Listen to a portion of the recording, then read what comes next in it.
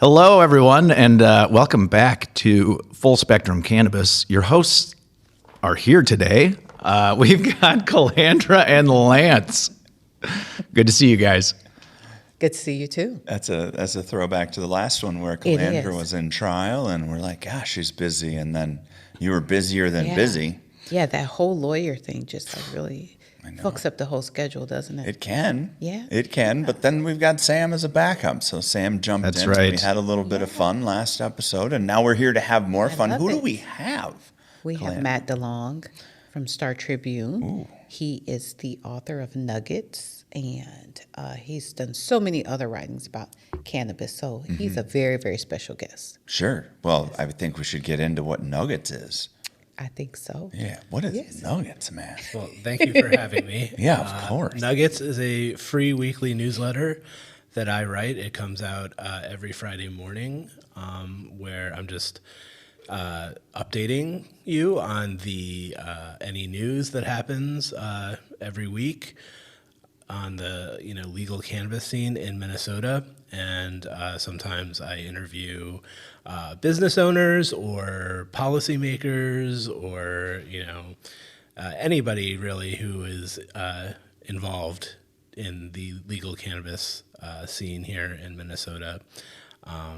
So yeah, that's kind of what it is. Sweet. And Matt he's interviewed me briefly before. I did. Yeah. He likes me better than you. I don't doubt that. I know you better than that. This is true. This is Like true. everybody. Yeah. Yeah, he's great. I think we first met at was it the Women in Breakfast? Yes. Cannabis. The Blunt Strategies, Yes. Women in Cannabis thing. Yes, Yeah, I think that's correct. That's that when I is. first met That's you. the first. That was place quite a while ago. It was. Yeah. It was. So, tell us a little bit about yourself. Where are you from? Are you from Minnesota? And oh, really? No, I'm not from Minnesota. Sounds like somebody that's from Wisconsin. I hope he's from Wisconsin. When you say no so fast. I know. It's usually Wisconsin, but what is it, Keeping my Matt? fingers. Upstate New York, Oh, actually. well, that's that's even another better. one. Yeah. It's even better. I love New York. Right. Yeah. Absolutely Wisconsin love is New where York. the East Coast starts. Sure. I'll take that. No, I grew up in upstate New York. Went to college in northern Arizona, and I graduated from college in 2008 and immediately got a job covering the McCain campaign for a little online news startup out of D.C. I moved to D.C. after that and was there for about 6 years. Worked for the Washington Post for 4.5 years, and then came here, got a job at the Star Tribune, and I've been here for the last 10. So Okay, so 6 at the Post. 4.5 at the Post, 6 at DC. Yeah. Got it. 4.5 at the Post, and then 10 here Yeah. at the Star Tribune. Yes. Okay. Correct. That's a good run so far, huh? Yeah. You've been having fun with it? Yeah, I'm having a great time. So we've been doing Nuggets for the last year and change. I think the first one came out in late September or early October of 2023. I think when we started it, we were hoping we'd be a little closer to the launch of the retail market, Right. which now seems to be still a ways away. But I'm having a great time doing it. I've really enjoyed covering the industry and meeting all the people in it and seeing all the cool things that are going on. So. Yeah. So Nuggets has been going on for a little while, right? And so we'll take the opportunity now. How does somebody sign up for Nuggets? Thank you for asking that. Yeah. You go to startribune.com/nuggets, and there's just a little sign-up form, and enter your email, and you will start receiving it. That sounds easy. And, sometimes we're a little forgetful, so we'll make sure it's in the show notes. Just look down below, Absolutely. and that's where you'll find it. Appreciate that. Absolutely. And then you can follow Matt and all of the different ways and flavors that you might think about, but it'll probably just be his LinkedIn profile page that's down there. And then you can go off from there, which I'm sure will be fun. But go ahead. Just a quick question. How many subscribers do you think you have now to Nuggets? Last I checked, it was like a bit over 11,000. Oh, that's a good number. It's a good size, yeah. I mean, there's, the open rate goes up and down some, signed up through the website that I just mentioned, startribune.com/nuggets. Others came in through promotions on Facebook and whatnot. And I found since we started adding large numbers of people who sign up through the promotions that the open rate isn't as consistently high as it used to be. But the people who at first were just signing up through the website, they were opening it at a very high rate. So I think, it's being well read, and the list is growing. So I'm happy. I kind of consider all of this just pregame for when retail sales do start, and I think then it'll really shine. But I'm having a good time doing it right now. Sure. Yeah. And I mean, an engaged following is usually a pretty organic following. And so then when you start doing a little bit more marketing of it, and it would be to be expected, right? Yeah, I think so. It was new to me because I haven't ever done any of that kind of promotion, but Yeah.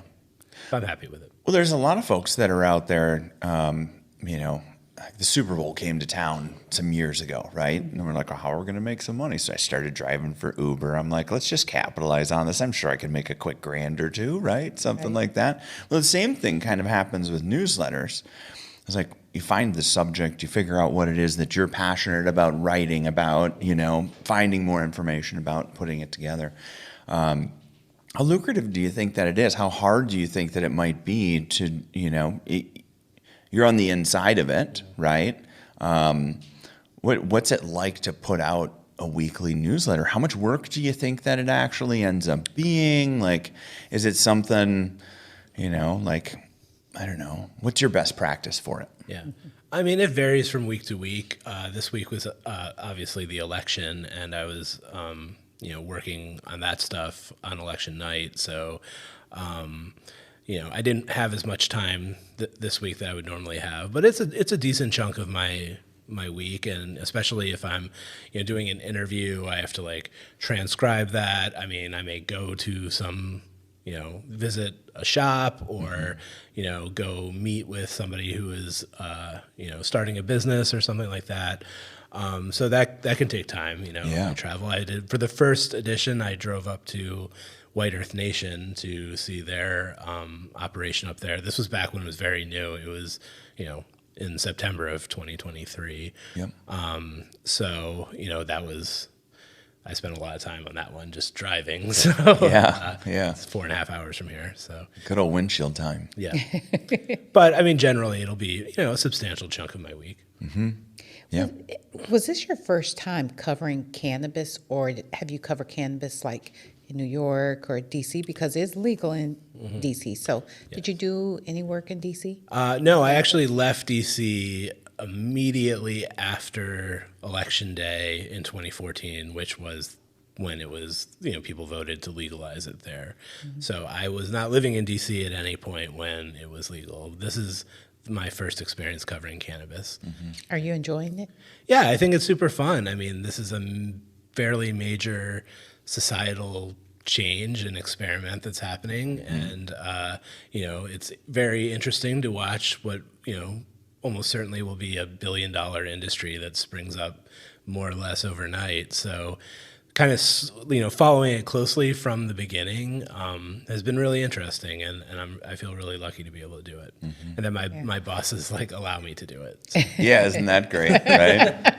It's like being the wine and spirits writer. Yeah. It's like, well, I don't know. Might have had a little bit too much of the wine tasting today. Let's get you a lift home. The cannabis side of it. So you learn a lot while you're asking the questions and doing all of that. But what's your relationship with the plant? Well, I mean, everybody loves asking that when you're on the clock. I've been asked this question before, and I'll be honest with you. I do consume cannabis. I have, for quite a long time. I don't think it's a very big deal. Right. It's a legal product for adults to use as long as, your activities are within the bounds of the law. I don't see it as a very big deal, But I mean, it's something I've always been kind of interested in, and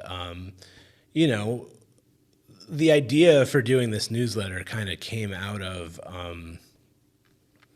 a trip to Denver when I think I went there for a conference, and it was my first time being in Colorado since legalization. And I was just flipping through the Denver Westward, which is the Denver's city pages, and I was flipping through it, and I saw that it was just completely full front to back with, full color cannabis ads, which, these pages, color pages are expensive to print. So like they're making some money doing it. And I was just kind of struck like, wow, this is, legal cannabis is going to save journalism.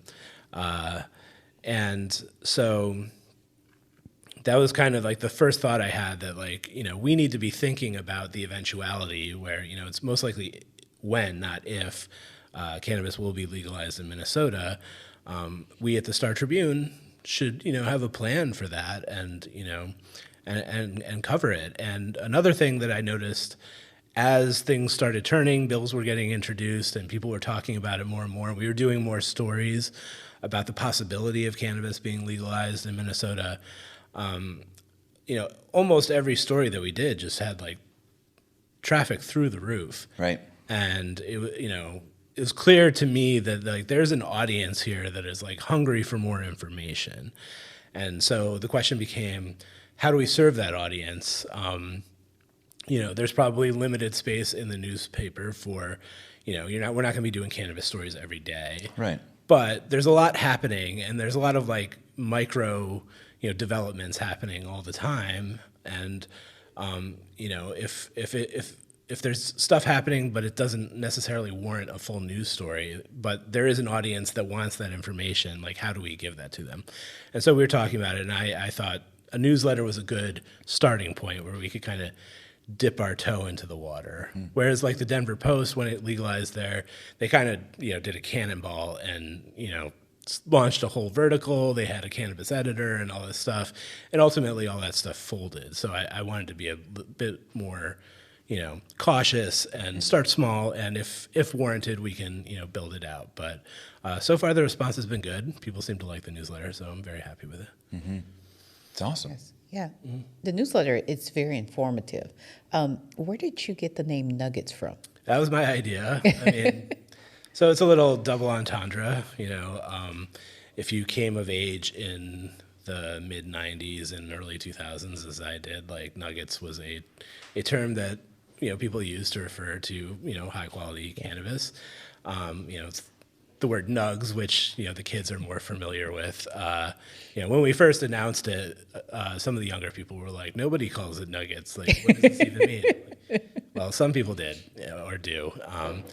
So that was my idea, and I just wanted to have something. It's a double entendre in that it refers to a slang term for cannabis, but also it's kind of a description of what the newsletter is, and that it's just like chunks of information broken out, and I thought it fit well, and my bosses went for it. So Yeah. I love Congrats on that. I think it's a good name, right? It's a great name. I knew what it meant. but Nugs, right? I was thinking this is You're always classic. looking for nugs, not the bricks that floated up Exactly. on the shores of the beach that just fell off of the certain boats back in the day. I mean, that happened. And I still say Nuggets. Right. Yeah. Yeah. Yeah. not a lot of people do, but Yeah. for the people in my age cohort, it rings true. Sure. Are you right. trying to give away my age, Matt? No, no. You no, do I that. think he's trying to give away my age. You do that well on your own. You I can go kinda back do. a few episodes. I can't help Everybody it that can figure I'm 30. Everybody, nobody. If anybody has if you're looking through the camera at us right now, Calandra's 30. You know it. 30. I'm 30. I was 30 last year, too. I know. Yeah. Your years. Yeah. So Matt, you cover some great stories. I've read some great stories that you. that you've published. So what are some of the challenges that you've had in like getting information about cannabis? Well, I mean, okay, so right now Minnesota's in kind of an interesting place where we have this fairly well-developed hemp-derived market with lots of businesses producing all kinds of products, and You know, we have that, and we have this legal adult use market, which is just getting stood up. You know, the Office of Cannabis Management is still developing the rules and staffing up, and so there's not a ton of regulation happening. And then, in addition to that, we have this like tribal market where the Minnesota tribes are getting into the cannabis business in increasing numbers, and so. For the hemp market and presumably for the adult use market, we'll have fairly easier time getting information from people. It's all going to be regulated by the government. There are open records laws. We can get data that the government is compiling and all that. But in the tribal market, it's a little bit of a we don't have great visibility into what's happening. And it's the only game in town right now for adult use cannabis. They control the market completely, and I think unfortunately, they have not been super transparent about not all of the tribes, but many of the tribes that are currently operating. They've been very tight-lipped about their operations. In some cases, about the products that they're selling and about the sources of the products that they're selling, and so. We don't have a lot of recourse with the tribes. Like if they want to say, no, go away, we're not going to talk to you, they can do that. And, I think in some cases it's certainly in their interest to talk to us since we are, talking to a lot of their customers and whatnot and providing information to their customers. But I'd say that's been the biggest challenge is like getting information about products for the customers. I view, the people who are buying these products in many cases are reading our newsletter, and that's kind of who I view as our audience, is just the broader, consumer base for the market. So, I mean, just today, this week we have a new dispensary that just opened in Morton, Minnesota, in southwestern Minnesota, called Off the Path. It's been opened by the Lower Sioux Indian community, and you look at their menu, and there's cannabis flower, there's cannabis concentrates, which they are unquestionably allowed to sell. It's they can set their own rules and laws. Clear information about what the products that are being sold are, where they come from, are they being tested, for contaminants like mold, pesticides, fertilizers, that sort of thing. That has been a real challenge when dealing with the tribes, and I hope as they start negotiating tribal compacts with the state that may allow them to sell cannabis products outside of tribally controlled lands, that they will be a bit more transparent about their products. Right, because they get to regulate themselves as their own governing nation, right? Mm-hmm. To sale in that I have the seed. The seed, we know where the seed came from. It could come from somewhere else, right? There's no regulation that says that it couldn't come from, Michigan, if it came from Michigan, or if it came from Arizona, the seed itself, right? But that seed goes into the ground or into a facility in Minnesota, grown in Minnesota, and then from then until the time that it hits the shelf, that seed to shelf or that seed to sale is really all Minnesota, right? Isn't that something that was within that bill? Yeah, and I think the state is going to be using metrics. I think. Yeah, nobody wants metric, but yeah. Yeah, I know, but I think that's who they're going to go with. I think so too. To monitor all of that, yeah. Right, and so that has to happen, but really I was kind of jumping off on, it came from Arizona, there's a bunch we can talk about there. I read that this morning, and I didn't have enough time to kind of ponder what was going on because I had to jump on a hearing. Yeah. But I was reading that, and I'm thinking, how can that happen? Because you can't transport flower from state to state. I know there was some case law in Martha's Vineyard about, because they had some issues getting the supply to the island, and there was some case law that allowed them, with cannabis and maritime law, to allow them to move the product from the island to the shore. Got it. But I don't think that we can do that yet. And I assume, in my lawyer brain, I assume some lawyers are going to try to take that case law and try to incorporate it somewhere in the U.S. for those states that have legal cannabis. Yeah. To try to maneuver how to move flower from state to state. I mean, the issue is that the federal government has jurisdiction over interstate commerce, and moving, consumer goods across state lines falls under the jurisdiction of the federal government. Just as in Massachusetts, the federal government has jurisdiction over the seas. So in the case of transporting cannabis to Martha's Vineyard, you can't go from part of Massachusetts to another part of Massachusetts without going through the federal government, and the federal government was saying, no, you can't do this. So, I mean, that's kind of where things stand right now.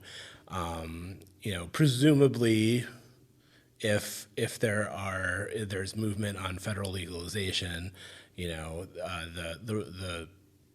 the restrictions on transporting cannabis across state lines will be different than they are now. But as it stands, you're not supposed to cross state lines. Right. There's no way to do it legally. Right. So not being done legally as far as we know. Happy that it's here. I mean, I get a question several times a week. Are you going to go into recreational cannabis? Are you going, from the hemp side of the market? Are you going to do that? When are we going to have flower? We should talk about that in one quick second here. But there is flower in certain, up at Red Lake. I would have been able to purchase some flower up there. I don't think that I did at that moment, but I did buy a vapable, about a cart or a disposable or whatever vape when I was up there, and that was great. But it's coming from somewhere else, which is fine, right, for the consumer, as long as it's been tested and all of those things, and we don't need to be super scary about it. But we're just making sure that we're ingesting quality goods is really all it comes down to. One of the things Matt is referring to is there's no testing results being And we don't know. being released. Is the We- question. I we want to don't be very know. clear. I don't, I spent a couple days trying to figure out what these products are that they're selling, where they come from, whether they're being tested, and I didn't get a lot of concrete information. And to me, that's kind of a problem. I feel like if you're a customer, who wants to buy cannabis from a licensed dispensary, you have some expectations that these products have been grown by somebody with a license that is, being regulated by the government, and they are required to have these products tested in certain ways. Testing for, bad stuff like fertilizers and mold and whatnot that can cause problems for people if you ingest them. And if that's not happening, I think that's certainly not what most people in the industry expect to be happening. And sorry, No. keep going. No, It'll just cut. You're fine. It'll work out perfect. It works out Always fine. does. So, I don't have a lot of experience doing this, That's okay. but Yeah. It's- I mean, so we it's we fine. have at this moment Yeah. How many almost months? 19 episodes of experience. When did we start this? Sam Well, literally picked us up off the street. he That's did. true. Yeah. He did. Calandra true. and I didn't know each other. At some point, we would have met each other, but we met through Sam. And When I think Sam was we were putting this about thing to- together. Were we about to do our first episode that day or We When you did. the first day you met, I believe so. I think so. the first day, wow. I think Yeah, go back to that pilot episode Yeah. and see how we figured that out. yeah, this is worse than 90 Day Fiance. Yeah. Like Yeah. Yeah. It's a movie reference, it was so like I we don't looked get into it. each other's but- eyes and he was just hoping it would work. Yeah, exactly. Exactly. Right. Thank you. I appreciate that. I appreciate that. But yeah, because of course you're used to writing. You aren't used to, No, I don't do a lot of interviews. But Yeah. I'm usually You're usually the You're interviewer, usually- right? Exactly. Yeah, Cool. that's why it's fun. It's a little different. Right. It's so exciting Yeah. to interview a journalist, right? Because it's it's different for them, right? Yeah. And if you don't do that often, right? Like, Yeah. Well, let's take this opportunity to take a break for the. ooh, is it that time? It is. It It is. is. Go. Look at that. It's that time. Let's take the opportunity. Okay.